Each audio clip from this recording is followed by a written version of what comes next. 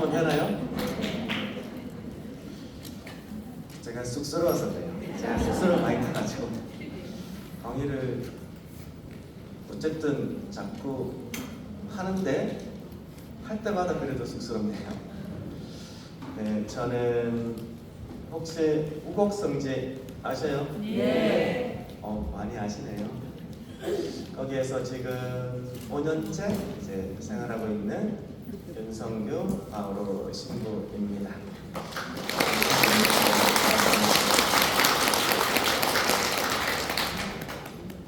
거기서 순례자들을 만나기도 하지만 제 사제 또 삶 속에서 이따가 체험도 얘기를 해주겠지만 나름의 제 안에 부르심 같은 또 다른 이제 사제가 되고 나서 또 다른 부르심, 사람들 면담, 사제니까 영성 면담이 되겠죠. 이제 그런 쪽에서 우곡성지에 머무는 것이 참 저에게는 행복한 시간인 것 같아요. 사람들을 계속 만나고 있어요. 순례자분들 중에서도 만나는 사람도 있고 또 어떻게 사람이 자꾸 이렇게 소개를 시켜주더라고요.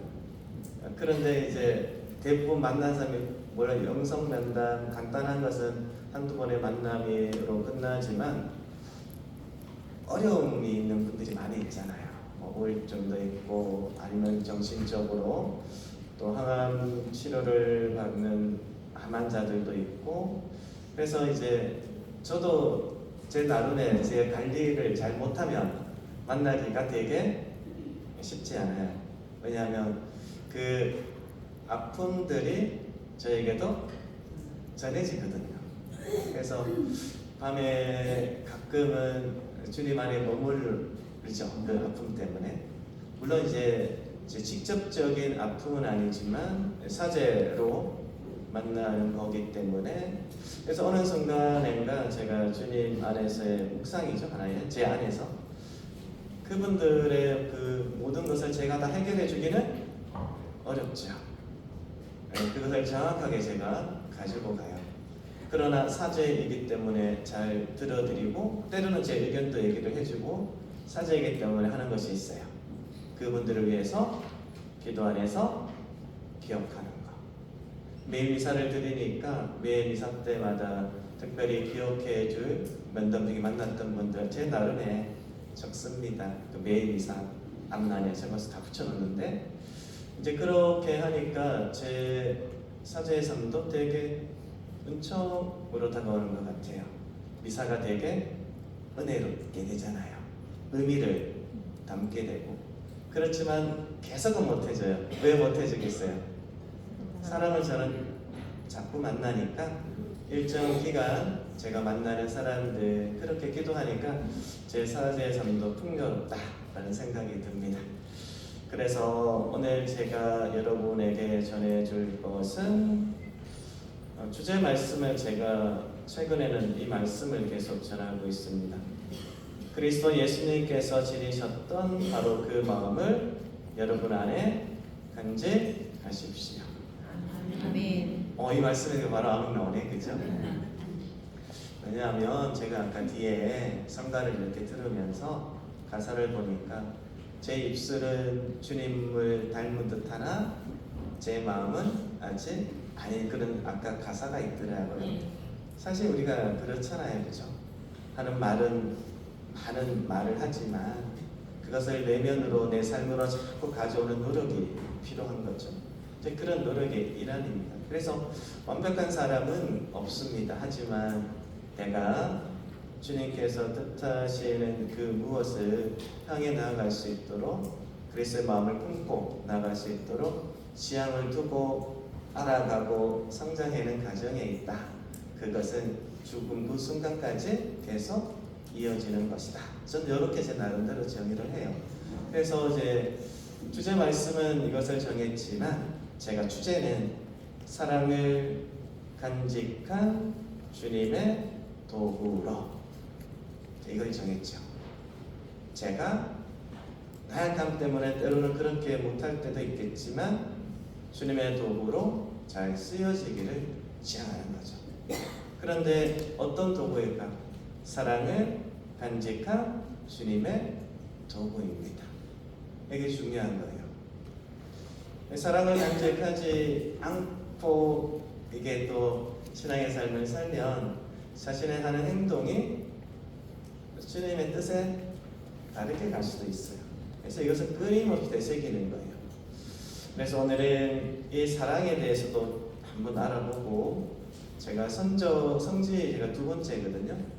선조들의 삶 조금 제가 그동안 살면서 와닿았던 거 좀 전해주고, 그리고 제 체험, 좀 사랑의 체험이죠. 그리고 내가 그 사람을 품고 또 사람을 만나는 그 과정 속에 있는 거고, 앞으로도 이것은 죽을 때까지 계속 이어지는 겁니다. 그런 테마로 해서 조금 전해주면 좋겠다라는 생각이 들었어요. 그래서 오늘 복음을 하나 제가 봉독을 해드리고 싶어요. 그리스도 예수님께서 지니셨던 바로 그 마음 중에 한 부분이라고 저는 생각을 합니다. 제가 참 좋아하는 복음이고, 제가 정말 몸이 아플 때 누가복음서를 필사할 때 많이 와닿았던 복음이기도 합니다. 그때는 뭐 그런가 싶었는데, 제 인생의 삶을, 사제의 삶을 또 살고 신앙인의 삶을 살다 보니까 그때의 그 와닿았던 것이 계속 내 마음속에 품고 가는 나 자신을, 내 인생 전체를 보니까 발견을 한 그런 복음이죠. 착한 사마리아인의 비유 잘 아시죠? 네. 제가 천천히 읽어드리니까 예수님의 마음이 어디에 있는지 마음이 품었으면 좋겠어요. 누가복음서의 착한 사마리아인의 비유입니다.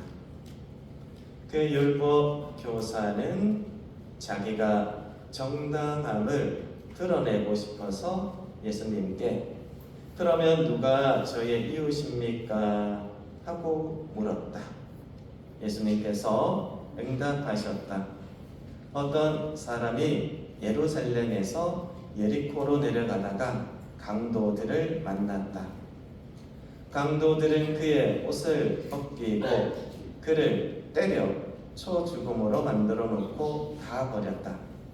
마침 어떤 사제가 그 길로 내려가다가 그를 보고서는 길 반대쪽으로 지나가 버렸다. 레위인도 마찬가지로 그곳에 이르러 그를 보고서는 길 반대쪽으로 지나가 버렸다. 그런데 여행을 하던 어떤 사마리아인은 그가 있는 곳에 이르러 그를 보고서는 가엾은 마음이 들었다. 그래서 그에게 다가가 상처에 기름과 포도주를 붓고 싸맨 다음 자기 노새에 태워 여관으로 데리고 가서 돌보아 주었다. 이튿날 그는 두 데나리오를 꺼내 여관 주인에게 주면서 저 사람을 돌보아 주십시오. 비용이 더 들면 제가 돌아올 때에 갚아드리겠습니다. 하고 말하였다. 너는 이 세 사람 가운데서 누가 강도를 만난 사람에게 이웃이 되어 주었다고 생각하느냐? 율법 교사가 그에게 자비를 베푼 사람입니다. 하고 대답하자 예수님께서 그에게 이르셨다. 가서 너도 그렇게 하여라. 가서 너도 그렇게 하여라. 가서 너도 그렇게 하여라. 주님의 말씀입니다. 무슨 의미인지 잘 알겠죠? 우리가 뭐 강도에 되는 사람은 여기 없잖아, 그죠? 그런데 자칫 이 신앙인의 삶을 살아가면서 이 착한 사마리아인 복음에 나오는 사제가 될 수도 있고 레위인도 될 수가 있어요. 길 반대쪽으로 지나가 버렸다, 이렇게 표현하잖아요. 그런데 우리 인간적인 시선, 사회적인 시선으로 본다면 유다 사회 안에서 사제는 어떤 사람일까요? 참 존경받는 사람이잖아요, 그죠? 그리고 누구보다 하느님의 말씀을 또 많이 공부했던 사람이기도 하고 또 묵상도 했겠죠. 어쨌든 레위인도 마찬가지잖아요. 성전 일을 돌보는, 그죠? 그런 일을 하는 나름의 이제 위치가 높은 사람들이요. 사람의 이제 우리 일반적인 시선에서는 참 거룩해 보이고 대단해 보이고 하지만 강도 만난 어떤 사람을 이렇게 만났을 때 이 사람의 행동은 달랐습니다. 각기 나쁜 일도 있을 거고 무언가 있을 수도 있어요. 근데 어쨌든 길 반대쪽으로 지나가 버렸습니다. 근데 이 부분이 제가 곰곰이 되새겨보면 길 반대쪽으로 지나간다는 이 표현이 마치 하나님 나라로 향해 나아가는데 주님의 길을 가르침에 따라가는데 반대로 나아간다는 표현으로 저는 다가오더라고요. 근데 우리도 자칫 그럴 수가 있습니다. 신앙생활을 열심히 하고 기도를 열심히 하고 어떤 일은 매일 미사를 또 봉헌하시겠죠. 그러나 그 사람이 품고 있는 내적인 마음, 품은 생각은 주님께서 뜻하시는 것과 거리가 멀 수 있어요. 이 간극을 자꾸 줄여나가야 됩니다. 그래서 그리스도 예수님께서 지니셨던 그 마음이 어떤 것일까? 끊임없이 묵상하고 내 마음으로 자꾸 가져오려고 노력해야 돼요. 그리고 삶으로 하나씩 실천으로 옮기면 그 마음이 점점 어떻게 될 것 같아요? 커집니다. 커져서 나중에는 하나님의 그 품은, 주님의 사랑을 그 품은 것이 각기 사람마다 깊이는 다르겠지만 넘쳐 흘러서 이웃들에게 전해집니다. 우리는 살아가면서 그런 사람을 보잖아요. 저 사람 참 평화롭고 사랑이 많은 분이다. 그런 사람이 있는 곳 자체가 그냥 평화롭잖아요. 근데 어떤 이는 신앙인이지만 되게 불편한 사람 해주는 사람도 많이 있어요. 그죠? 되새겨 볼 필요가 있어요. 그런데 오늘 사마리아인이 나옵니다. 사마리아인. 근데 복음에서는 착한 사마리아인이라는 표현을 하고 있어요. 사마리아인은 유다 사이 안에서 어떤 사람일까? 소위 말해서 사람 취급을 받지 못하는 사람이에요. 그죠? 강아지 이렇게 표현하지. 그 개라고 이렇게 표현한 거예요. 그죠? 상종조차 하지 않습니다.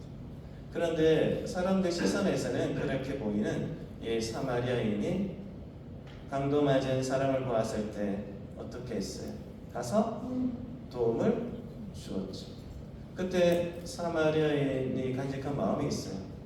가엾은 마음이 들었다. 이 표현이에요. 그럼 이 가엾은 마음이 누구의 마음이에요? 결국은 예수의 마음. 이것을 품는 것이 중요해요. 이것은 해석학적으로 성경 해석적으로 보면 그냥 단순히 불쌍의 그런 마음을 뜻하는 것이 아니에요. 저 사람의 아픔이 정말 나의 아픔이 되는 것처럼 마치 내 내장이 뒤틀리는 그런 고통을 받는 것처럼 느끼는 그런 아픔을 함께 의미하는 표현입니다. 그게 예수님께서 간직하신 마음이죠. 우리를 그렇게 보죠. 그런데 많은 그 사람들이 이 착한 사마리아인의 복음을 깊게 묵상하고 성화를 드렸어요. 그런데 그 강도 맞은 사람을 누구로 표현했을까? 예수님으로 표현했어요. 예수님으로. 옷 벗긴 당을 예수님으로 표현을 해놨어요. 예수님께서 이런 표현을 썼었잖아요. 우리에게 사랑에 대해서 제자들에게 가르침을 줄 때, 또 당신의 어떻게 따르는 것이 가르침을 줄 때, 너희가 가장 가난한 하나에게 해준 것이 누구에게 해준 것이다? 나에게, 예수님께 해준 것이다. 이 표현을 썼었죠. 마찬가지로 내가 주님을 사랑하고 따르죠. 그러나 하느님을 사랑한다라고 하는 사람이 나와 함께 살아가는 사람, 이웃일 수도 있겠고 주변인일 수도 있겠고 지인일 수도 있겠고, 때로는 살아가다 보면 이 강도 맞은 어떤 사람들, 아픔에 간직한 사람을 만나잖아요. 그때 나의 행동은 어떨까? 사제와 내인처럼 각기 다 이유는 있겠죠. 외면하는 것은 아닐까? 길 반대쪽으로 지나가는 것은 아닐까? 되새겨볼 필요가 있죠. 내 인생에서, 그렇죠? 내 신앙의 삶 속에서. 그러나 주님께서 우리에게 말씀하시는 것은 뚜렷합니다. 가엾은 마음이 드셨다. 그리고 가서 너도 그렇게 하여라. 제가 이것을 왜 세 번으로 했는지 알겠죠? 실천적인 부분이에요. 실천적인 부분. 아까 가사에서 주님 제 입술은 주님을 닮은 듯하나 제 마음은 아직은 아니고 제 삶도 아직은 모자라, 이런 부분이 많이 있잖아요, 그렇죠? 그런 부분들을 신앙의 삶 속에서 끊임없이 되새기는 것이 중요하다라는 것을 전해주는 거예요. 그래서 그리스도 예수님께서 지니셨던 바로 그 마음을 여러분 안에 간직하십시오. 나는 가엾은 마음을 얼마나 품고 있는가. 제가 첫 번째 던졌어요, 그죠? 되새겨 보시길 바래요. 자신의 삶 속에서. 두 번째, 이제 우리가 하느님을 우리는 뭐라고 표현하나요? 사랑이십니다. 표현하잖아요. 이 가엾은 마음도 사랑의 한 부분이에요, 그죠? 정말 사랑하는 부분이 한 부분. 그런데 이제 문제가 있어요. 내가 생각하는 사랑이 주님께서 뜻하시는 사랑이 맞을까? 혹 고민해 본 적 있으세요? 완전히 똑같은 사람은 이 세상에 없어요, 그죠? 그런데 문제가 내가 생각하는 사랑이 주님께서 뜻하시고 복음을 통해서 끊임없이 우리에게 보여주시고 말씀하는 그 사랑과 간격이 너무 커버리면 마치 길 반대쪽으로 지난 것처럼 이때가 문제인 거예요. 이때가 내가 부부간에도 나는 사랑해서 저 사람에게 이런 행동을 했는데 그것이 사랑이 아닐 수도 있잖아요. 부모와 자녀 간에도 마찬가지. 그래서 그 지향점을 정확하게 알고 있어야 돼요. 우리가 뜻하는 사랑의 방향은 예수님의 사랑이에요. 그래서 우리가 복음을 묵상하고 끊임없이 되새기는 거죠. 성모님이 하나님 말씀을 곰곰이 되새기고 말씀을 품은 것처럼 이게 되게 중요한 부분이에요. 그래서 묵상에 대한 부분을 제대로 본인의 삶에서 깊게 끊임없이 가지고 가는 사람은 예수님께서 간직하신 그 마음과 시선을 자꾸 제 안에 담게 됩니다. 그러면 이 마음과 시선을 자꾸 내 안에 담는 노력을 하고, 물론 주님의 은총이겠죠. 그러면 실제적인 삶 속에서 이 마음과 시선이 나의 삶을 어떻게 할 것 같아요? 이끌어져요. 전에는 그냥 하던 행동이 복음을 묵상하고 주님의 마음과 시선을 딱 품으니까 마음으로 받아들이고, 입술로 하는 것을 하는 게 아니에요. 마음으로 받아들이니까 걸리기 시작합니다. 전에 쉽게 했던 행동들이. 그게 회개예요, 회개. 그죠? 그때 즉시 내 마음을 아프게 하죠. 근데 저 이 아픔은 되게 좋은 거라고 생각합니다. 오히려 무서운 것은 그렇게 많이 기도하고 그렇게 많이 하나님의 말씀을 들었는데 실제적인 삶 속에서 어떠한 느낌이 안 오는 것, 아픔을 느끼지 못하는 것, 저는 그게 더 무섭다고 봐요. 오히려 습관적으로 기도했던 사람들, 자신의 삶 속에서 성찰이라는 부분이 맞물려 있지 않은 사람들이 복에 빠지면 잘 헤어나기가 어려워요. 왜? 본인이 모르기 때문에 그래요. 그런데 다른 사람들은 알죠. 저 사람이 그리스도인인데 그리스도 향기가 없어.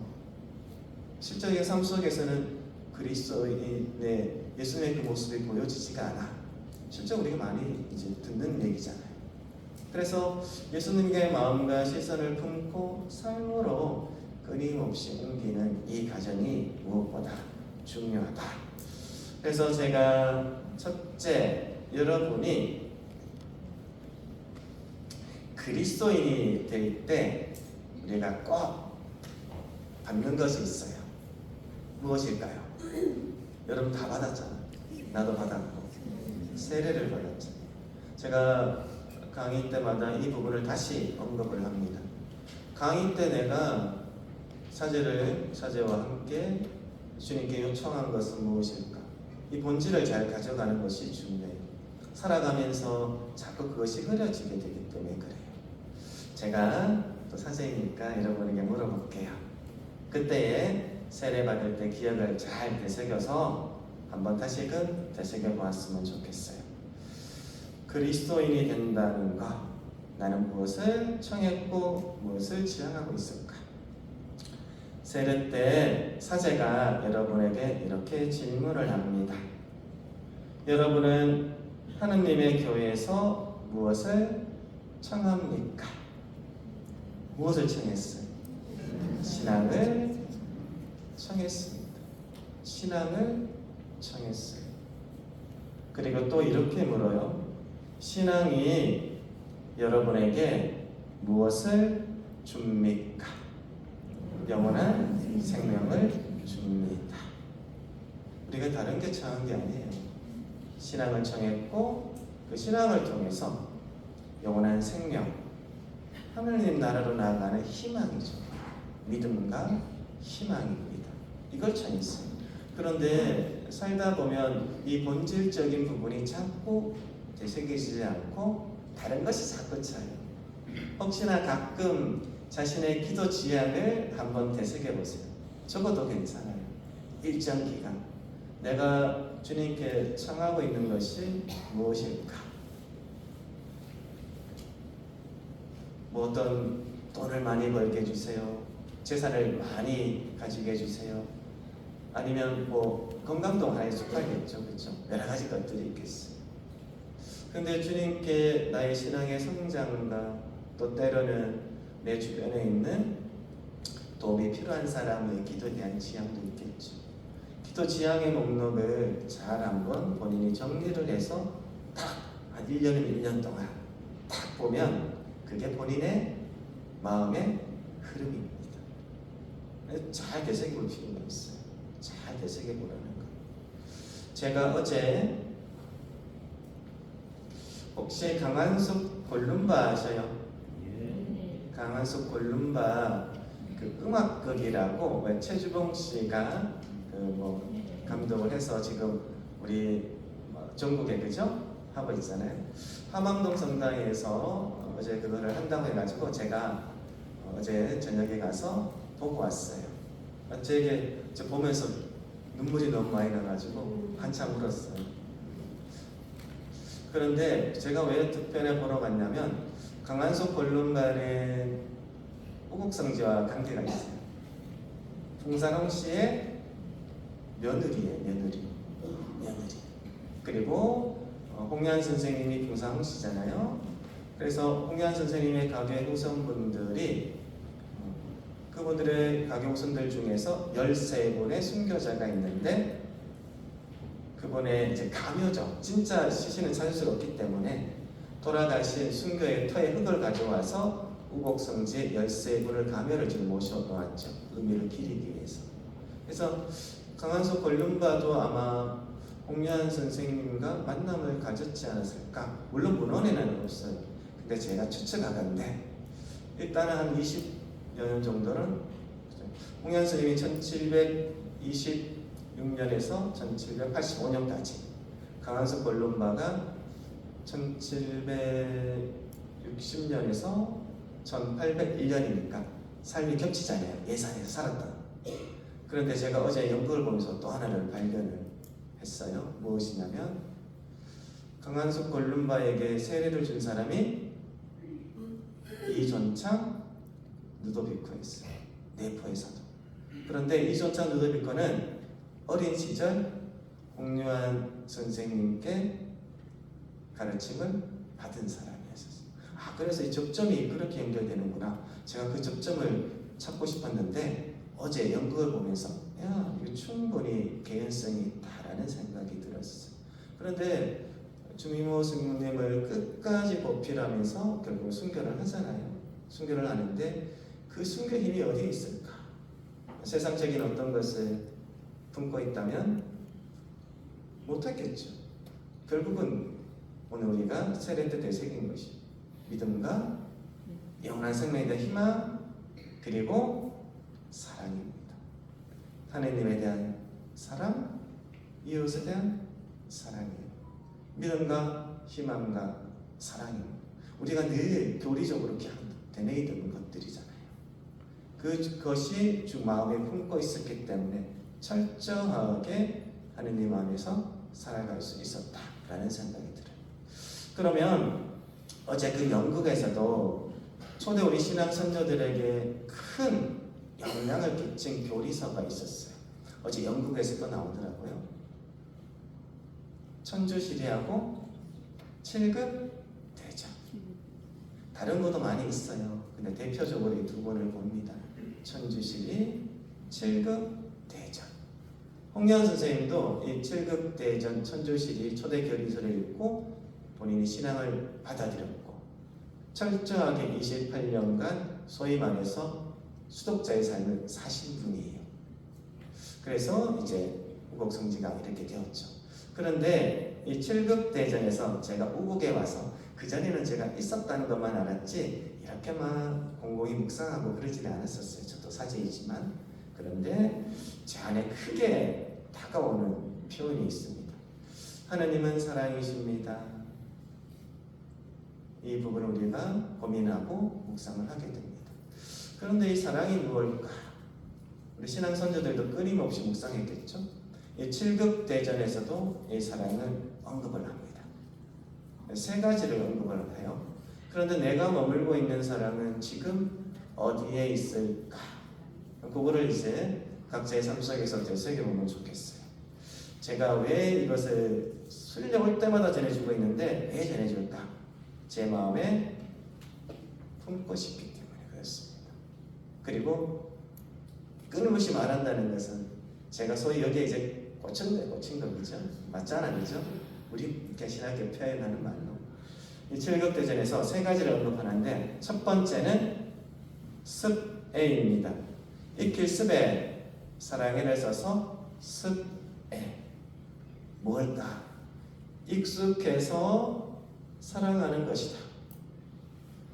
같이 살거나 직업이 같거나 감정이 같거나 의견이 같은 것처럼 익숙해져서 사랑이 생겨나는 것이다. 실제로 그렇잖아요. 나랑 조금 감정이 닮은 사람들 끌리잖아요. 의견이 같은 사람들 좋잖아요. 그렇죠? 내 의견을 또 이렇게 공감해주면 더 좋잖아요. 그런데 7급 대전에서 이렇게 표현해요. 만약에 여기에만 머물고 있다면 쉽게 모였다가 쉽게 어떻게 될까요? 흩어지겠죠. 나와 조금 다르면, 나와 의견이 조금 달라지면 흩어지죠. 그런 것이 나쁠 것은, 앞에 것이 이 끌림이 이런 것이 나쁠 것은 없지만 진실로 천주께서 내게 바라시는 남을 사랑하는 덕은 맞을까 아닐까요? 아니에요. 아니라고 답변합니다. 왜 조금 달라지면 이내 반복하는, 그거는 주님께서 우리에게 내려주신 가르침이 아닙니다. 예수님의 십자가 사랑 전혀 다른 거예요. 그죠? 두 번째는 이해를 뜻합니다. 후별할 사랑애를 써서 이해. 이치로 따져서 사랑하는 것. 사람은 누구나 이 세상에 태어났으면 사람들과 함께 하는 것을 우리는 다 압니다. 그런데 여기에서 이제 문제가 생겨요. 저도 잘 빠질 수 있는 유혹이고 여러분도 잘 빠질 수 있는 유혹이에요. 혹시 내가 생각하는 사람이, 그리고 지금 행하고 있는 사람이 내 마음에 드는 사람만, 나에게 잘해주는 사람만, 나에게 이익을 주는 사람만 사랑하고 있다면 주님께서 뜻하시는 사람이 맞을까? 아닐까요? 아니에요. 정확히 아셔야 돼요. 그죠? 아닙니다. 근데 우리는 실제로 여기에 많이 머물고 있죠. 자연스럽게 마음이 가잖아요. 그죠? 기울어지는 거예요. 그런데 이런 표현을 써요. 그러한 사람은 그리스도인이 아니어도 다 하는 사람이에요. 다 해. 다 합니다. 그리고 우리 사회적인 시선에서 저 놈은 정말 악인이야. 성경이 표현이죠. 나쁜 놈이야 하는 사람도 이 사랑은 어떻게 해요? 다 해요. 자기에게 이익을 주거나 내 자녀들 사랑합니다. 그렇죠? 자기를 좋아해주는 사람 사랑합니다. 사회적으로도 악인이라는 사람도. 그러면 이 사랑에서 한 발짝 더 나아가는 것을 뜻하는 거죠. 그죠? 그것을 7급 대전에서 인애라고 표현합니다. 인애. 어질인 사랑애를 써서 인애 이렇게 표현합니다. 그럼 뭘까? 어짐으로 사랑하는 것이다. 어진이는 남을 자기와 같은 성품을 지닌 누구의 자녀로 볼까요? 하느님의 자녀로 봅니다. 천주의 자녀로 보아서 그가 그를 사랑하고 그가 복을 얻기를 원한다. 우리도 실제로 고백하는 거잖아요. 그런데 이 사랑이 쉬울까 어려울까요? 쉽지 않아요. 아니 내가 좋아하고 나에게 이익을 주는 사람을 위해서 기도하고 복을 우리가 빌잖아요.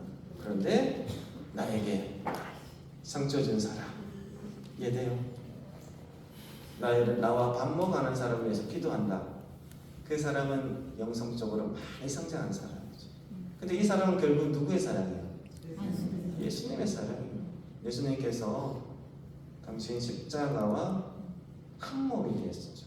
못 박혔을 때 유언이죠. 유언. 자신을 채찍질하고 또 배반한 제자들도 있었겠죠. 그리고 모욕을 준 가시관을 씌우고 했던 십자가에 못 박은 사람들 십자가에서 하셨던 마지막 말씀이 뭐였을 것 같아요? 아버지 저들을 용서해 주십시오 표현입니다. 이건 이제 예수님의 사랑인 거죠. 그것이 인애라고 저는 봅니다. 그런데 이것은 하기가 쉽지 않은 사랑이지만 그것을 지향하고 살아가는 것이 그리스도입니다. 실제로 그 삶을 또 사는 사람도 있어요. 사람마다 다르지만 깊이는 다를 수 있지만 천주의 자녀로 보아서 그를 사랑하고 그가 복을 얻기를 원한다. 어진 사람은 먼저 스스로 천주를 참되게 사랑하고 이 사랑을 품은 사람은 천주를 참되게 사랑하는 사람입니다. 천주를 참되게 사랑하고 천주의 사랑을 옮겨서 사람을 사랑한다. 이렇게 표현합니다. 맞죠? 그죠? 예수님의 십자가 사랑을 옮겨서 품고 옮겨서 사랑하는 것. 그게 주님께서 우리에게 원하는 겁니다. 그런 사람은 하늘나라에 나아가는데 지금 길 안으로 들어와서 걸어가는 사람이 되어요. 단순히 우리가 기도를 하고 미사를 드리고 성경 말씀을 끊임없이 읽는 것에 멈추는 것이 아니에요. 왜 내가 성경을 말씀을 묵상할까? 내가 왜 기도를 할까? 내가 기도를 하면 할수록 내 마음속에 시기나 질투나 미움이나 교만이 자꾸 커지고 있다면 그 사람은 지금 방향을 잘못 잡고 기도도 지금 잘못하고 있는 거예요. 복음의 묵상도 잘못하고 있는 거예요.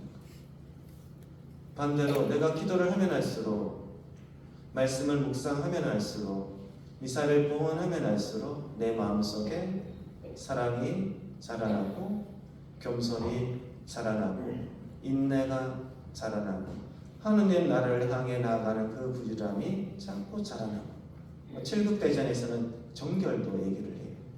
정결이 내 안에서 자라나고 그런 어떤 주님께 뜻하시는 덕이 내 안에 형성이 자꾸 되고 있다면 그 사람은 지금 올바른 방향으로 나아가는 사람이 됩니다. 그래서 그 사람이 갖고 있는 그 열매죠. 열매를 보면 저 사람이 제대로 기도하는지 하나님 말씀을 제대로 묵상하는지 정말 미사를 정성껏 마음을 품고 삶으로까지 가져가면서 미사를 봉헌하는지 보여주는 거죠. 단시간에는 모를 수 있어요. 하지만 길게 보면 그런 것들이 우리가 어느 정도는 짐작은 된다. 그래서 내가 지금 해나가고 있는 방향이 어디에 있는가 그 부분이에요. 그러면 이 사랑을 살아가는 사람 제가 우리 신앙의 선조들의 삶 속에서 이 사랑을 실제로 사셨던 사람들을 전해주고 싶어요. 제가 이제 첫 번째 성지에 있을 때 어떤 수녀님을 제가 그때 본당하고 성지를 같이 보았는데 수녀님을 이제 특강으로 초대해서 했던데 그때 수녀님이 표현을 하셔가지고 벌써 십몇 년이 지났던 근데 제가 이제 크게 가슴에 품었죠. 그때 특강을 듣고 그대의 일부분 내용이에요. 주님께서 우리에게 이런 표현을 합니다. 이웃사랑에 대해서 너희는 원수를 어떻게 했을까요? 사랑하여라. 이게 되게 어렵습니다. 그렇죠? 그리고 너희를 박해하는 사람을 위하여 기도하여라. 되게 어렵죠. 그런데 내 감정에만 휩싸인다면 이 사람은 못합니다. 못해요. 주님께서 우리에게 뜻하시는 것은 이런 표현이죠. 자비, 용서, 그래서 사랑. 내가 너희를 사랑한 것처럼 너희도 서로 사랑해요. 내가 생각하는 사랑 말고, 내가 감정이 입히는 사랑 말고, 예수님께서 보여주신 그 사랑. 내가 너희를 사랑한 것처럼, 내가 너희에게 자비한 것처럼 너희도 서로에게 어떻게 하라 했을까요? 자비하라. 내가 너희를 용서한 것처럼 너희도 서로 용서하여라. 이 주님의 기도 있잖아요. 주님의 기도 그죠? 끊임없이 드리죠. 그러나 입술로는 드려요. 하지만 이게 다릅니다. 그죠? 이게 뭐 마음까지 내려오기까지는 참으로 많은 때로는 고통이 있을 수도 있겠고 나의 내려놓은 데 있을 수 있겠고 묵상이 필요한 거죠. 그래서 이런 차이입니다. 내 신앙의 삶이 단순히 어떤 여기도 마찬가지로 성령 세신 봉사에서 한 번의 위로를 받아 끝나는 것이 아니라 내가 세례 때 받은 신앙과 영원한 생명에 대한 희망 글로 가는 거죠. 글로 가는 거. 크게 보라는 거예요. 크게. 짧게 지금의 내 삶에 너무 머물지 말고 제가 초대 우리 신앙 선조들의 삶을 하나 전해드릴게요. 제가 강의 때 가끔 이걸 전해드리는데 저도 크게 받았습니다. 이 부분이 1800년대 초에 전국이 큰 기근이 들었어요. 근데 지금은 이제 먹을 것이 우리가 많지만 그때 기근이 들면 당시 조선사회에서는 많은 사람들이 어떻게 될까요? 굶어 죽게 되죠. 실제로 많이 굶어 죽었어요. 우리 불과 얼마 전까지만 해도 우리 보릿고개 있었잖아요. 그죠? 기근이 들면 정말 백성들은 많이 세상을 떠납니다. 그런데 이제 1800년도면은 그때는 박해 시대였었죠. 우리 신앙의 선조들은 간에 있는 포조를 피해서 어떤 가나의 그런 어떤 사람들을 피해서 다 산속에서 숨어서 지냈어요. 공동체를 이루어서 어떤 사람은 또 홀로 지낸 사람도 있었겠죠. 공동체를 이루어서. 근데 똑같은 기근이 왔는데 산속에서 공동체를 이루고 살았던 그 공동체에서는 굶어 죽는 사람이 별로 없었대요. 그럼 왜 그랬을까? 의문이 들잖아요. 왜 그랬을 것 같아요? 작은 음식도 나누어 먹죠. 그냥 공동으로 함께 먹는 거예요. 그죠? 작은 음식도 내 것을 내어주는 겁니다. 그 사랑이 있었기 때문에 가능했습니다. 그런데 신자인 것으로 제가 기억을 합니다. 전치수라는 사람이 있었어요. 설명은 잘 모르겠어요. 전치수라는 사람이 그 모습을 보고 본인도 그 공동체에 들어가 싶은 생각이 들었어요. 그런데 이제 그 계기가 신앙 때문에 들어간 것이 아니라 전치수는 탐욕이 많은 사람이었었어요. 내가 저 공동체에 들어가면 나에게 무언가 이익이 오지 않을까 라는 생각으로 그 공동체에 들어가거든요.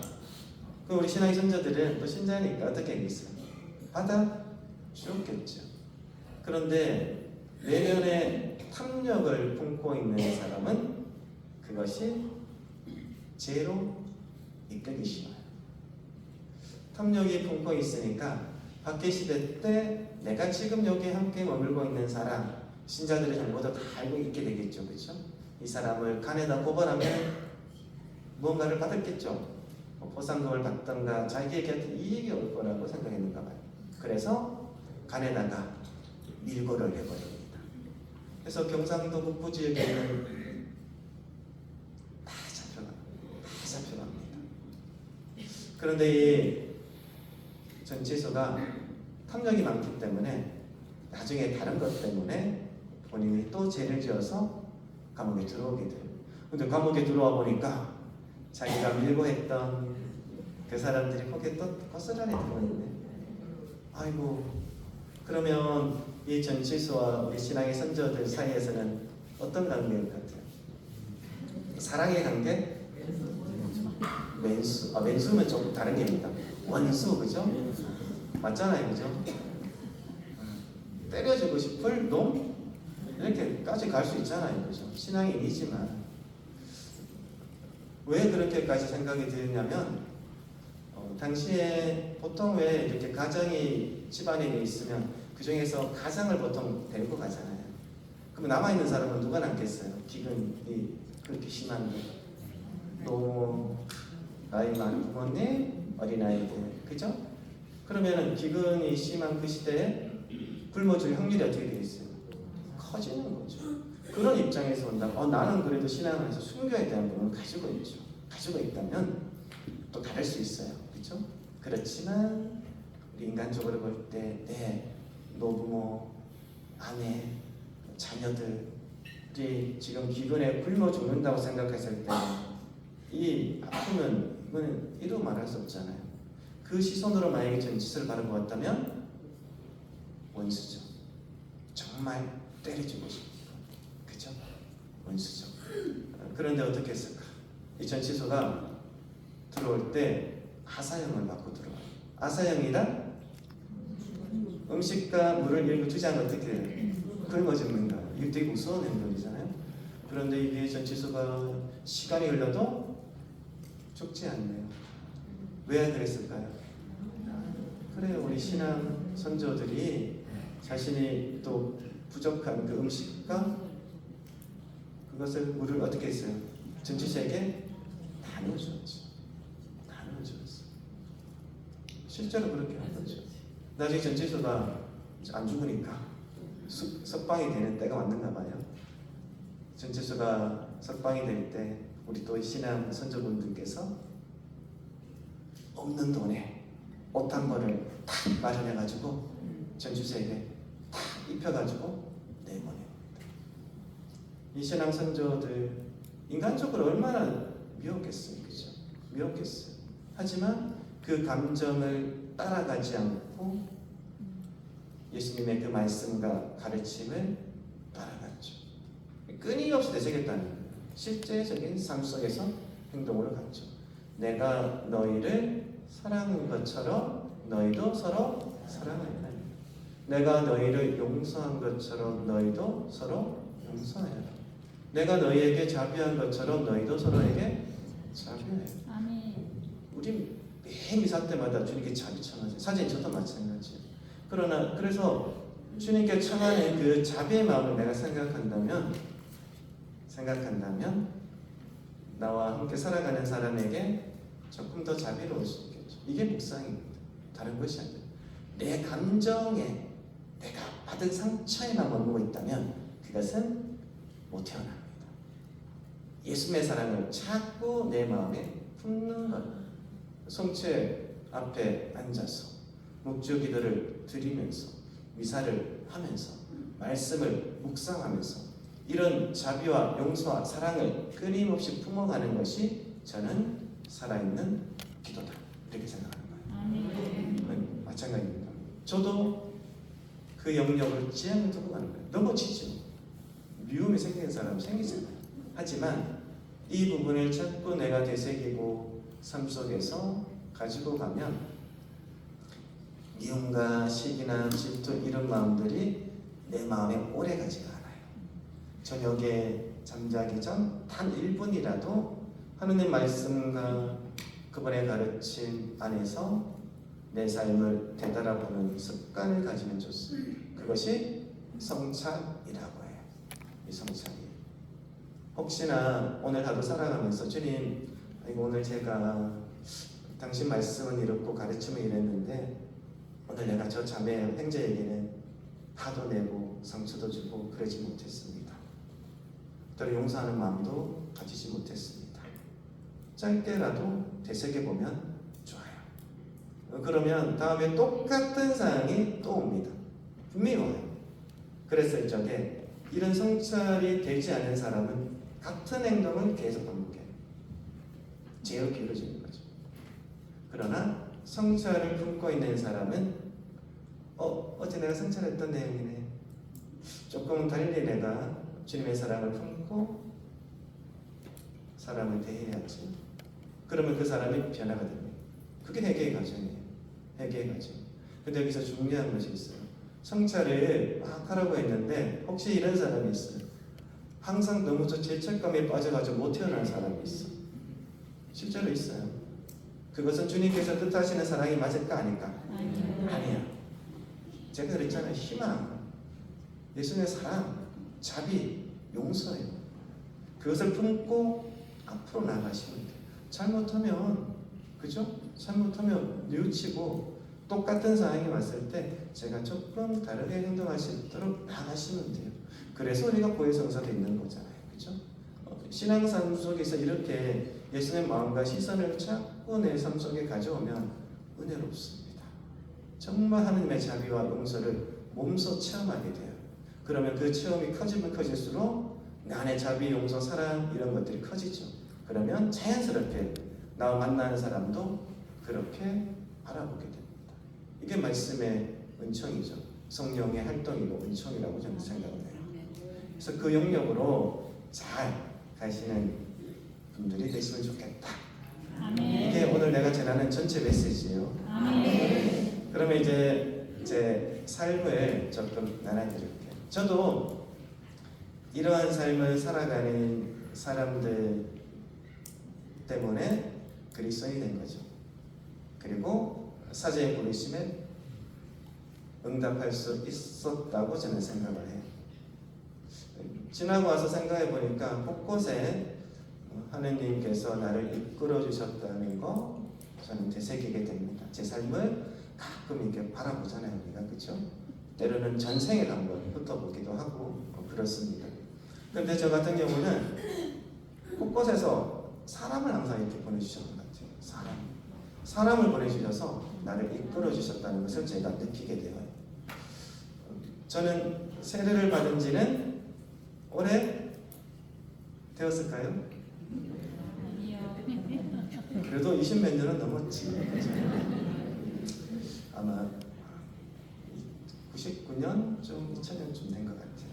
한 26년쯤 된 거죠. 근데 첫 그 세례는 저는 대세를 받았어요. 대세. 죽기 직전에 받는 세례. 요 얘기는 나중에 잠깐 하고. 뭐냐면 저는 그리스도인이 아니었죠. 그냥 일반 대학교를 다녔고 전자공학과를 다니고 있었기 때문에 그럼 보통 그냥 꿈이죠. 그냥 무엇이겠어요? 전자공학과를 다녔기 때문에 엔지니어로 이제 삶을 살았죠. 졸업을 하고 서울에서 살았는데 그러면 그냥 내가 하고 있는 이 영역 안에서 실력을 많이 키워서 가정을 이루고 부모님 잘 모시고 도움을 줄 수 있으면 일반적인 그죠? 평범한 가정을 살아가는 것이 제 나름의 꿈이었죠. 뭐 하려는 꿈은 그렇지는 않았었어요. 근데 예수님에 대해서는 잘 몰랐죠.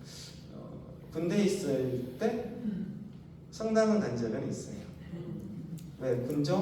군대에 있으면 가잖아요. 종교 행사를 하잖아요. 이제 친구 녀석이 같은 이제 동기죠. 이제 군 동기. 성당을 다녔기 때문에 그 친구 따로 이렇게 가보니까 좋긴 좋아요. 그런데 자꾸 뭐 이렇게 미사 드릴 때 그때는 그게 뭔지도 몰랐어요. 앉았다가 일어섰다가 앉았다가 우린 다 알잖아. 그치? 그러니까 나는 군인이고 보통은 어떻게 해요? 앉으면 우리는 군인들은 많이 자요. 그죠? 잔단 말이에요. 잠을 못 자는. 그래가지고 나중에 한 일병이 좀 지나고 나서는 종교 행사를 보통 많이 안 갔는데 그렇게 했었죠. 그래서 이제 제대를 하고 대학교 다닐 때 이런 생각을 했었어요. 예수님에 대해서 잘 모르지만 이 세상에 창조주는 계시지 않을까? 라는 생각이 있었어요. 어쨌든 세상이 그죠? 움직이고 있으니까 그런 생각을 했었어요. 근데 이제 어쨌든 대학교를 졸업하고 서울에서 연구소 생활을 작은 벤처기업에서 이렇게 하게 됩니다. 꿈을 따라간 거예요. 꿈을 따라. 이 꿈에 너무 심취했던 것도 있는 것 같아요. 연구소에 생활을 하니까 이렇게 프로그래머 이제 인쪽이죠, 그죠? 엔지니어니까 낮과 밤이 조금 어떻게 됐어요? 밖에 생활을 많이 해요. 출퇴근 자유 이해돼요? 프로젝트 맡으면 거기에 맞춰가기 때문에 그래요. 그러니까 보통 이제 밤에 일을 더 많이 하게 되겠죠, 그렇죠? 낮에는 잘 수 있고 이런 생활을 좀 많이 했는 것 같아요. 그러다 보니까 제 건강을 챙기지 못했어요. 어느 날 등 뒤쪽이 막 당겨서 너무 아픈 거예요. 그러다 보면 전 아픈 적이 별로 없었거든요. 건강에 있었죠. 그래서 작은 병원이나 한의원이나 이런 데 가서 침 맞고 하면 또 괜찮아지더라고요. 그런데 챙기지 못했어요, 제대로. 너무 아파가지고 나중에 제대로 움직이기도 힘든 지점까지 온 거예요. 밀어냈죠. 밀어낸 거죠. 그때 정말 아플 때 딱 생각나는 사람이 있어요. 누굴까요? 친구. 나는 그때 예수는 잘 몰랐어. 엄마, 아빠, 부모님. 그 중에서 사실 어머니가 더 깊게 떠오르는 건 맞아요. 그죠? 어머니가 딱 생각나요. 아버지도 늘 생각나지만. 어머니에게 제가 부모님께 연락을 했어요. 너무 몸이 아파서 제대로 지금 움직이지 못하는 이런 상황을 설명하니까 우리 어머니가 어떻게 했을까요? 즉시 서울로 올라와서 제가 이제 상황을 설명을 해줬죠. 너무 척추 쪽이 아픈 것 같고 등이 당기고 이런 표현을 하니까 아마 어머니가 시골에 가면 약국이 있어요. 약국에 가서 척추 쪽으로 좀 이렇게 잘 보는, 소위 말해서 시골 어르신들 용한 병원이 어디입니까? 이렇게 물어봤대요. 물어봤는 병원이 강남 성모 병원이 알려주셨어요. 그래서 제가 강남 성모병원에 신경외과로 들어가게 되었죠. 근데 들어갈 때는 걸어 들어갔는데 검사를 하니까 척추 쪽에 작은 혹이 하나가 이렇게 있어서 거기 신경을 눌렸대요. 그러니까 자꾸 이제 다리 힘이 빠지고 마비 증상이 자꾸 오는 거예요. 그러면 어떻게 급히 수술을 해야 되잖아요, 그렇죠? 수술을 하게 되었었어요. 이것도 하나의 이끄심이죠. 그 많은 병원 중에 어떻게 가톨릭 병원을 갔을까? 그렇죠? 신기한 거예요. 수술을 했어요. 했는데 이제 문제가 생겼어요. 그 혹의 원인이 결국은 무엇이었을까요? 맞아요. 암세포였던 거예요. 이제 그때 이제 신경외과로 들어갔는데 급하게 아마 수술을 해서 잘 체킹을 못했는 것 같아요. 제가 생각하기에 몸에 이렇게 혹이 이렇게 아무리 혈관 따라서 막 있었거든요. 이런 것들이. 그런데 그것이 이제 혈액암이죠. 혈관 따라 다 암세포가 움직이고 온몸 다 퍼지는 거죠. 그래서 몸에 칼을 대면 어떻게 됐어요? 잘 퍼져버리죠. 쫙 퍼져가지고 눈을 뜨니까 이제 의사 선생님이 정확하게 말씀을 해주셨어요. 혈액암 제 4기. 이렇게. 그러면 딱 전해주는 시한부 인생 개월수가 나와요. 3개월에서 6개월. 딱 전해줘요. 이건 일반적인데요, 통상적인 거. 실제로 또 그렇게 되면 또 돌아가셔. 신기하게, 그죠? 그래서 처음에 제 부모님은 그것을 얘기를 해주지 않기를 원하셨어요. 왜 원했었을까? 너무 실망할까봐. 그런데 의사 선생님은 안 된다. 얘기를 해 주어야 한다. 표현했어. 왜? 죽음을 중요해야 되잖아요. 가톨릭 교훈도 그러겠죠. 얘기를 해주셨어요. 처음에 저는 믿기지 않았어요. 나는 단지 척추 수술만 하면 괜찮을 줄 알고 생각했고 희망을 가지고 수술을 받았죠. 그런데 정말 한 달도 안 가서 이 죽음이라는 것이 무엇일까를 받아들이게 되더라. 왜 받아들였을까? 그 사기 말기 암의 고통이 엄청 아파요. 엄청 아파요. 온몸에 일단은 복수가 다 차니까 간 같은 것이 주렁주렁 달려있고 척추를 했으니까 움직이지 못하고 하늘만 쳐다보는 거예요. 앉지도 못했어요. 하늘만 쳐다보고 대수는 다 받아내는 상태. 음식은 몇 달 동안 못 치러요. 다 금식이겠죠. 링겔만 맞아. 그러면 다 온몸에 살은 어떻게 해요? 다 빠져요. 다. 나중에 내가 내 손을 보니까 지금은 크죠. 살이 쪄서 뼈가 남아있는 상태를. 근데 그 고통이 너무 커서 죽을 수도 있겠다라는 생각이 그냥 자연스럽게 들더라고요. 가끔 이런 표현을 해요. 잠이 거의 안 와요. 그죠? 내 가슴을 찌르는 듯한 그 고통이 몸속에요. 그래서 이제 몰핀부터 해서 마약류 많이 맞잖아요. 저도 많이 맞았어요. 맞았지만 그것이 나중엔 듣지가 않게 되는 시점. 그때 제가 가톨릭 병원이니까 의탁할 물론 사람도 있지만 누구를 이제 제가 알게 되었을까? 그래요. 주님을 알게 된 거죠. 예수님을 알게 된 거예요. 그래서 제가 이제 주님에 대해서 알고 싶다는 마음을 이렇게 자연스럽게 해서 또 전교를 하시잖아요. 그죠? 그러다 보니까 대세를 받게 된 거예요. 근데 이렇게까지 마음에 간 것은 사람들의 만남이 있어요. 젊은 나이에 대세도 다 받아내고 누워서 지내고 그 상태에서 그냥 하늘만 보고 앉지도 못하고 음식 먹지 못한 상태 늘 누워 지냈는데 항암 치료를 받으면 이제 온몸에 이제 링겔 주사를 많이 맞게 되잖아요. 그런데 항암제를 계속 맞으면 이 혈관이 다 어떻게 될 것 같아요? 숨어버린다는 표현이 있어요. 없어, 그죠? 가늘어져서. 그런데 이제 그걸 찾다 보면 간호 선생님들이 손에도 넣고 안 되면 누워놓고 다리 온몸 다 뒤지잖아요, 그죠? 그러면 넣었다가 침을 뺐다가 넣었다가 침을 뺐다 이것이 반복이 되면 제가 환자인데 마음이 어떨까요? 짜증이 나잖아요. 저도 짜증을 내었어요. 내었는데 그때 노사자매님께서 그 모습을 보고 노사자매님은 강남 성모병원에서 평신도인데 자원봉사를 하는 이제 봉사자였었어요. 일정한 시간에 와서 끊임없이 환자를 만나고 도움을 주는 분들이 있어요. 가톨릭 병원이기 때문에. 그 모습을 보고 저에게 이런 표현을 했어요. 벌써 한 25, 6년 전에 지금 이야기인데 아직도 기억이 나는 거고, 그죠? 바오로야, 그때 전에 이제 대세를 받은 상태예요. 바오로야, 저 링겔 한 방울이 하느님께서 주신 무엇이라고 생각하고 있을까요?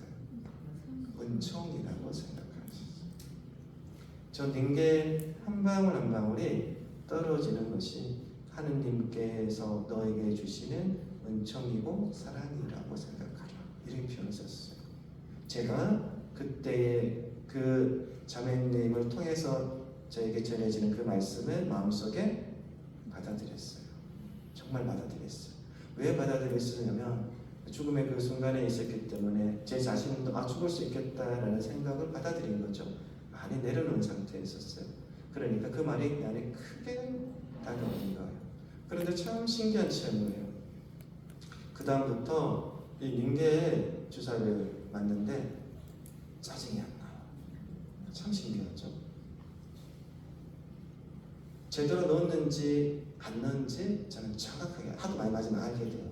그러면 지금 제대로 안 들어갔어요, 간호 선생님. 다시 나야 돼. 이렇게 웃으면서 할 수 있을 만큼 내 안에 할 수 없는 평화가 샘솟는 것을 느끼게 돼요.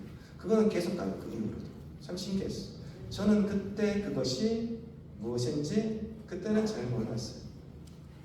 그런데 세월이 흘러서 내가 신앙을 가지고 또 신학교를 들어가고 성령 지도신부터 제가 했죠. 좀 하면서 그것이 주님께서 나에게 주신 은총이었다. 성령이 나를 활동하는 은총이었다. 알게 된 거죠. 그거는 알 수 없는 평화. 안입소는 그냥 평화가 샘솟아요. 마음속에서. 어떻게 보면 그 죽음의 그 순간 어려운 시절 그것이 그런 어떤 주님의 이끄심이 나를 살린 것이 아닐까라는 생각이 드는 거예요. 참 신기하게 항암제가 맞기 시작했어요. 처음에는 가장 약한 약, 왜냐하면 일반적인 약을 맞으면 약을 맞다가 세상을 떠나기 때문에 가장 약한 약을 한 병도 아니고 딱 절반씩 나누어서 받았는데 항암제가 듣기 시작한 거예요. 그래서 나중에는 암세포가 조금씩 줄어들고 나중에 소위 말하는 간의 상태라는 것이 있어요. 그것이 돼야만 골수이식을 할 수가 있어요. 이제 저는 자가조혈모세포 이식을 하게 되었죠. 좀 신기한 거예요. 근데 그때 제가 골수이식을 자가조혈모세포 이식을 받을 때 그때 내가 하나님께 대해서 잘 모르지만 주님께 대한 이 부분을 끊임없이 내 마음에 품고 있었기 때문에 그 무견실에 가지고 들어간 것이 있어요. 근데 지금 생각해 보니까 야 이게 정말 내가 어떻게 그때 그런 생각을 했을까? 라는 생각. 그때 무견실에 원래 아무거나 못 가져 들어가게 되잖아요, 그렇죠? 근데 제가 그때 가지고 들어간 것이 뭐였을까요? 성경을 가지고 들어갔어요. 성경. 그래서 저는 교리는 잘 몰랐어요. 몰랐기 때문에 성경을 수혜님께서 저에게 성경 중에 누가복음서를 읽고 필사하라는 숙제를 줬었어요. 그게 제 교리 대신이죠. 근데 저는 다 쓰지는 못했어요. 왜? 항암제를 맞으면 쉽지 않은 영역이 있어요. 제대로 앉지도 못하는 지점이 있었기 때문에. 그렇지만 나름 썼고 그리고 또 하나 가져간 것은 제가 묵주기도도 잘 못 드렸죠. 묵주를 가지고 들어갔어요. 근데 기도를 잘 모르니까 동시에 따라오는 것이 뭐겠어요? 가톨릭 기도죠. 그래서 누워서는 묵주의 기도를 드렸던 기억이 있고 앉을 수 있으면 이제 성경을 이제 필사를 했었죠. 처음에는 이제 아무것도 몰랐지만 그래도 젊으니까 자꾸 들이다 보면 자연스럽게 알게 되잖아요, 그렇죠? 그러면서 그 안에서 무견실에서 한 달여 정도, 한 달 조금 더 잘 맞췄어요. 원래 지금은 기술이 좀 많이 발전했지만 한 20여 년 전에는 시작점이었잖아요, 말이에요, 그렇죠? 하다가 많이 세상을 떠나는 경우도 많았죠. 어쨌든 저는 잘 되었고 한 달 조금 넘어서 무견실에서 이렇게 나오게 되었어요. 나와서 저는 대세만 받은 상태였기 때문에 영성체는 어떻게 해요? 하지 못하는 경우이죠. 그런데 제가 그때 무균실에 나와서 간호사실에서 어머니는 세례를 받고 저는 보례를 받았어요. 그리고 첫 영성체를 받았습니다.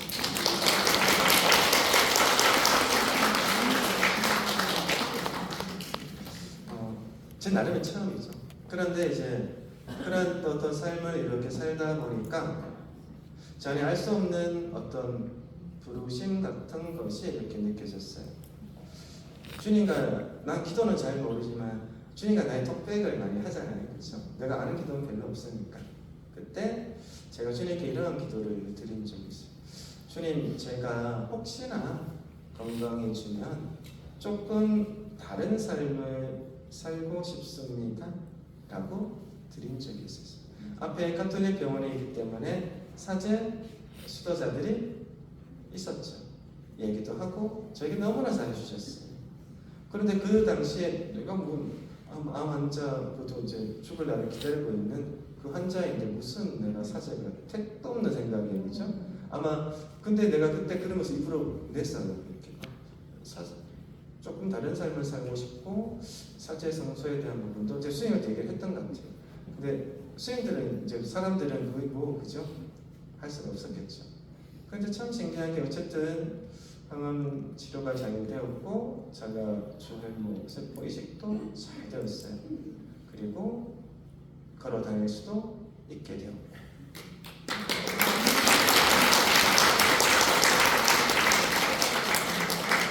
근데 그때 주님께 올렸던 그 기도죠. 주님과 나의 독백인 거예요.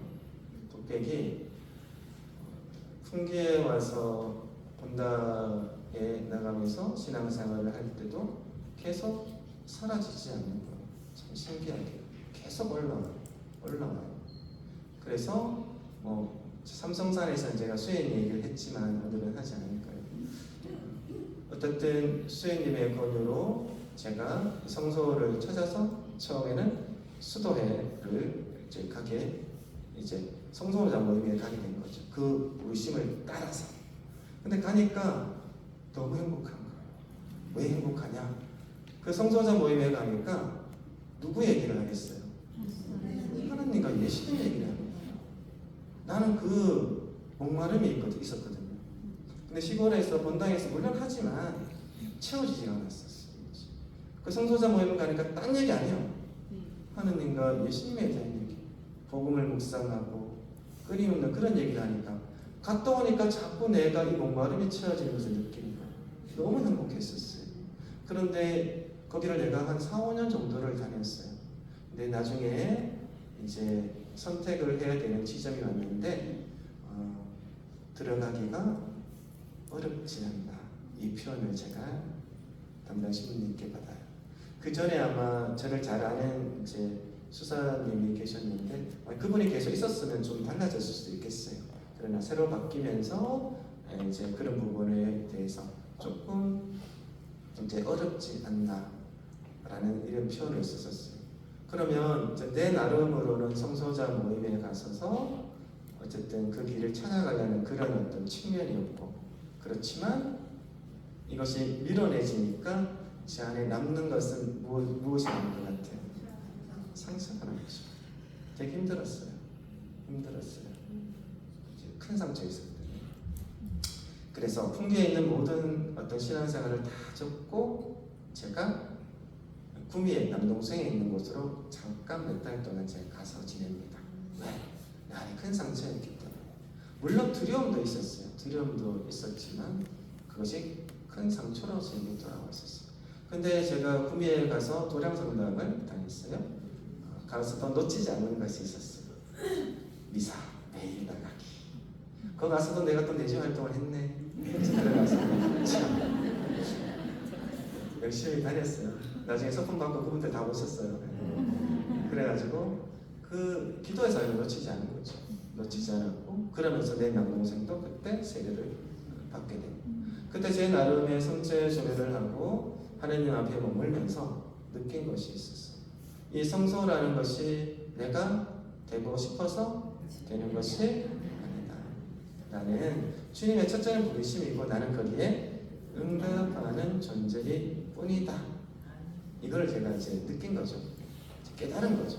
이거는 여기까지 오기가 내 안에서는 많은 그 고통 내려놓음들이 있었어요. 그리고 주님 앞에 머무는 시간들이 있었어요. 이건 이제 내 나름의 깨달음인 거죠. 근데 이런 깨달음이 나중에 이제 신학생이 되어서도 제 삶을 주님께 향구해 나가는데 큰 도움이 되더라고요. 어떻게 보니까. 근데 참 신기한 것이 어느 날 본당의 풍기성당의 사목회장님이 저와 같은 내주였기 때문에 저는 이제 30대, 20대 후반에서 초 이때 같이 다녔는데 그분들은 다 연세가 있죠. 그분이 연락이 오셔서 뿌리 실려가 있다. 우리 시가 뭐야? 알지도 못하네. 거기에 좀 들어가 봤으면 좋겠다라는, 난 그때 30대 초인데 들어갈 나이도 아니야, 그렇죠? 난 그것도 모르고 갔어요. 갔는데 이게 참 하나님의 뜻이에요. 그 안에 들어가 보니까 구름 나눔 중에 수도에 계시다가 안동교구로 사제서풍을 받은 나이 많은 늦게 들어가신 이제 신부님이 계셨어요. 저도 그때 30이 벌써 넘었기 때문에 난 교구는 생각도 안 했단 말이에요. 그런 얘기를 나눔 중에 하니까 그러면 안동교구를 한번 해보려 이렇게 표현하더라고요. 신기한 거죠. 그래서 제가 브레실을 나와서 본당 신문을 찾아가서 저 안동교구 신학생이 되고 싶습니다 라고 표현했어요. 근데 우리 본당 신부님이 어떻게 했을까요? 오케이 하셨어요. 제 경력도 다 알고 다 아셨어요. 그런데 제가 왜 이분이 나를 오케이 했을까라는 생각이 해보니까 어쨌든 젊은 친구가 그죠? 몸이 아파서 뭐 죽을 위협을 거쳐서 와서 매일 미사를, 월요일 미사 없을 때는 어쩔 수 없고 매일 미사를 드리고 본당에서 주일학 교사며 청년회장이며 내주 활동이며 매일 미사하니까 이걸 해설 독서 도맡아 살잖아요. 시골에는 없어 사람이 그죠? 가면 내가 제일 젊어요. 그죠? 다 와, 다 그죠? 근데 아주 기쁘게 하는 그 모습을 보고 저 친구라면 혹시나 하느님의 그 무엇이 있지 않을까 생각하시던 것 같아요. 사실은 그 모험이거든요. 수도에서도 처음에 힘들다는 것은 병력이 있었기 때문에 수도에 들이기가 모험이기 때문에 어렵다는 표현이에요. 그죠? 그 표현이잖아요. 그런데 주교님께 가서 저희 이런 얘기를 하셨고 주교님과 이제 1대1 면담이 이렇게 형성이 되었죠. 형성이 되어서 다 얘기했어요. 접촉수를 받은 것부터 항암 치료, 뭐 대세 이런 거 다 얘기했어요. 얘기하니까 주교님이 그러면 한번 해보라고 하셨고요. 그래서 시험을 치게 되었고 시학생이 되었죠. 나중에 제가 교구청에서 4년을 살았어요. 4년 살았는데 그때 주교님께 술 한잔 해가지고 하고 저 고맙습니다 그랬어요. 그때 저를 길을 이렇게 그죠? 막지 않고 열어주셔서 오케이 해주셔서 고맙습니다. 주교님 되게 좋아하셨어요. 왜냐하면 제가 제 나름의 사제생활 되게 기쁘게 생각하고 있거든요. 그리고 아픈 사람들 계속 만남을 가지려고 제 나름 미션을 가지고 있고 실제로 생명을 끊어내는 사람도 지금도 만나고 있고 그래가지고 또 잘 사는 사람도 여럿 있어요. 하나님의 도구로 사랑을 간직한 하나님의 도구로 쓰임을 받고자 하는 그 지향을 가지고 제 나름의 사제의 삶을 살아가. 이걸 놓치지 않으려는 거죠. 그렇게 해서 사제의 삶이 되었고 근데 오늘 딱 한 사람만 더 소개를 해주고 싶어요. 무엇이냐면 어떻게 보면 이분들의 이 사랑을 간직한 주님의 도구로 삶을 사셨던 그 사랑이 한 사람의 인생을 완전히 다르게 변화시켰다고 저는 생각을 하고 그리스도를 받아들일 수 있게 되었고 그런 과정 안에서 내가 사제의 삶에 대한 부르심도 느낄 수 있었다고 생각해요. 항암 치료를 이렇게 받으면 처음에 몇 달을 병원에만 이렇게 제가 있었어요. 그런데 서울 큰 병원 같은 경우는 계속 입원실을 주지 않아요. 항암 치료 받으면 어떻게 돼요? 밖에 나갔다가 다시 와야 돼요. 그래야 다른 사람이 또 그죠? 들어오게 되잖아요. 근데 저는 척추 수술을 같이 했기 때문에 처음에 몇 달 동안 병원에 계속 있었지만 대중교통을 이용할 수가 없었어요. 그러면 제가 늘 풍계에 있는 집까지 풍계에서 더 들어가야 되시고요. 집까지 가려고 그러면 제가 이용할 수 있는 우리 가정은 있는 것은 앰뷸런스밖에 없었어요. 근데 앰뷸런스를 계속 왔다 갔다 이동을 하면 교통비가 만만치 않잖아요. 그래서 늘 들것에 들려서 앰뷸런스 타야 돼요. 들려서 그런 상태였죠. 초창기에. 나중에 이제 일어났죠. 일어나기까지는 또 많은 고통이 있었어요. 그때 그 모습을 보고 사라 전무님이 당신 차로 저를 서울에서 저희 시골에 있는 집까지 차량 공사로 데려다 준 적이 있었어요. 제가 이 얘기는 자주 합니다. 그때 제가 그 마음이 너무 감사하고 고마워서 제가 이 은혜를 어떻게 갚으면 될까요? 라고 이렇게 물은 적이 있었어요. 갚으라고 했을까요? 아니에요. 그죠? 자신의 인생의 얘기를 해주셨어요. 예전에 본인도 몸이 많이 아플 때 대중교통을 이용할 수 없을 때 어떤 그리스도인이 사랑을 간직한 그리스도인이겠죠. 자신의 차로 자신의 집까지 차량 공사를 해준 적이 있었어요. 그때 그 형제님이 이런 표현을 썼대요. 살아야 내게 감사하지 말고 하느님께 감사하라. 그리고 너가 앞으로 만나는 사람에게 그 사랑을 전해 주렴 이렇게 표현했었어요.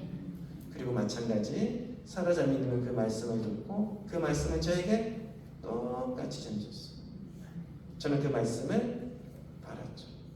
바오로야 내게 감사하지 말고 하느님께 감사하려. 그리고 바울은 너가 앞으로 만나는 사람에게 그 받은 사랑을 전해주면 됩니다. 이렇게 표현해줬습니다. 이게 어떻게 보면 제가 사제의 삶을 나름의 계기가 된 거죠. 제가 왜 사제가 되겠어요? 뭐 세상에 부귀영화를 된 건 아니에요, 그렇죠? 저도 처음에는 두려움 때문에 많이 밀어냈죠. 계속. 그런데 이 올라오는 그 부르심 그것이 너무 힘들더라고요. 그래서 나중에는 그럴 것 같으면 제 마음을 다 가져가십시오라고 내가 기도하는 편지가 있었어요. 이런 거 함부로 표현하면 안 돼요. 정말 가져가요. 신기하다.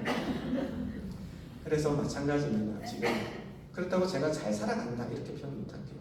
그냥 그 지향을 놓치지 않고 내 삶 속에서 되새기고 성지에서 내가 있는 곳이죠. 어디에서 있든 사제로서 미사에 충실하기. 그리고 그 미사 때 내가 만났던 사람들, 어려움 있는 사람들 주님께 의탁하며 기억하기. 이 미사 저에게 엄청 은혜롭습니다. 그리고 제가 내 시간을 나름 그 사람들에게 내어주기. 시간을 맞추어서 잘 들어주고 때로는 이제 영성적으로 방향을 조금 잡아주는 경우도 있지만 대부분 본인 스스로가 잘 살아갈 수 있도록 제가 지원을 해주는 경우가 됩니다. 이게 되게 중요해요. 나에게 의탁함을 하면 도움이 안 돼요. 내 기도를 하고 시간을 내주고 공감해주고 이런 걸 할 수 있지만 나에게 의지하지만 누구에게 의지해요? 주님께 의지해요. 주님께. 이것을 내가 잡아주는 여정을 합니다.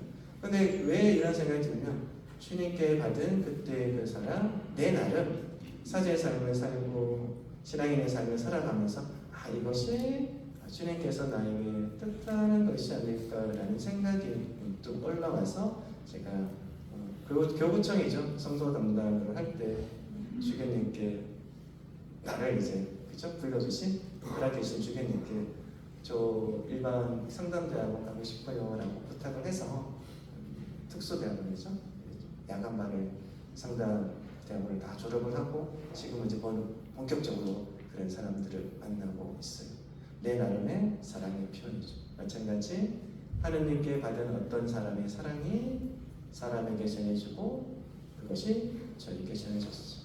또 그것을 통해서 나도 역시 주님의 그 사랑을 품게 되었고 생각하게 되었고 사제의 삶을 되새기게 되었고 부르심이죠. 또 실제로 사제가 되어서 그 사랑을 전해주는 것, 노력하는 것. 오늘 주제처럼 그리스도 예수님께서 간직하신 바로 그 마음을 여러분에 간직하시고 그 마음으로 나와 만나는 사람들 물론 다는 어떻게 할 수 없죠. 내가 최대한 조금 더 사랑을 간직한 주님의 도구로서 그 사람들과 관계를 잘 도움을 주는 여러분이 되시면 좋겠다. 이렇게 딱 전해드리겠습니다. 아멘.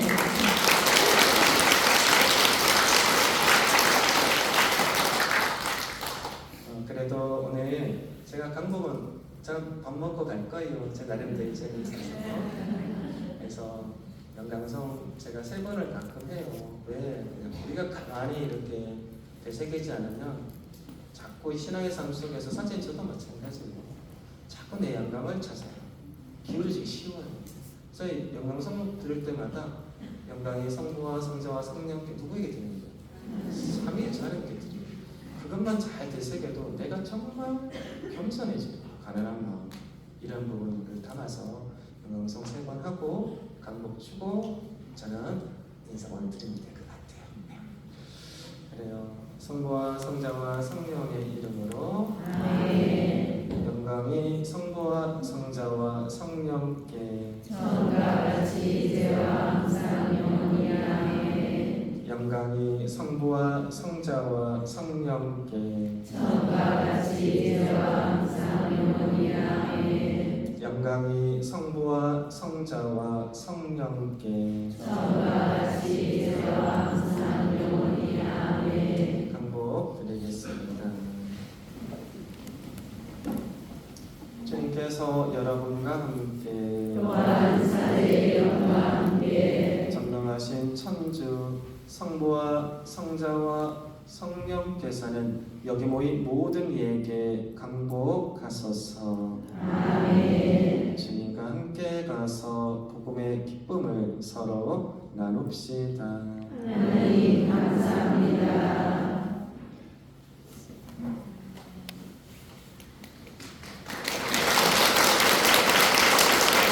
지금까지 사랑을 간직한 주님의 도로 살아가는 삶에 대하여 강해 주신 윤성규 바오로 신부님께 다시 한번 감사의 박수 부탁드립니다.